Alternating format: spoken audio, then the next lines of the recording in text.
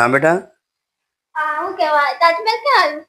ताजमहल आगरा में आयो केम હું બાપા ખોટું બોલો. केम અલે આ મા મેડમ તો એવું કહેતા હતા કે તાજમહેલ હે ને આપણા ગામમાં આવ્યું. अरे तारी मैडम ने इतनी खबर नहीं पड़ी फोन करूँ સાચું કહું હું મેડમે મને એવું જ કીધું હતું. फोन करूँ इन्हें તે કરો મને તો हाल ज ખબર बात છે. ये आऊ आऊ खोटू बनावो छो હા આવું જ કીધું તું મને તો. हां चलो હવે એમને મને શીખવાડવું કીધું ને.